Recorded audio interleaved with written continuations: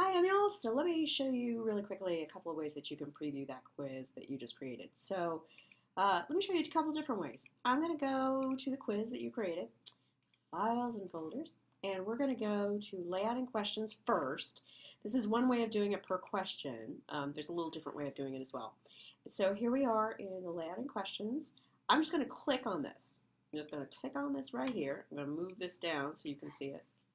And what you'll see is as soon as I click on the question, I can preview it. So this is what it would look like. This is what it's going to look like when you're grading it. And this is what it's going to look like when you're taking it. So that's what you can actually do while you're creating questions. And let me show you one other way of doing it. I'm going to go back to that quizzes list.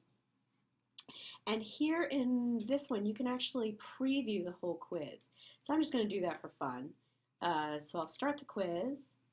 Okay, and then it should show me the one question, and there it is. So that's yet another way of doing that. Probably the last way that you can preview this, and this might be helpful when you're actually creating questions, is when you go to the quiz that you're making questions in, I'm going to add a question to show you this. This is a nice way if you're writing a question and you're not sure what it's going to look like sort of while you're writing it. You can just click New. I'll do a new multiple choice. Let me drag this down here so that you can see it.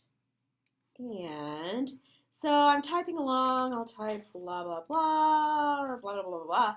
But there's a little button down here next to save that says preview. And if I do that, well, I also have to type stuff here.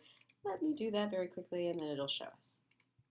All right, now we'll preview it, and that's how it's going to look. So you can get to it a number of different ways just to take a look at how things go, but hopefully that answers your question. Let me know if it doesn't. Bye-bye.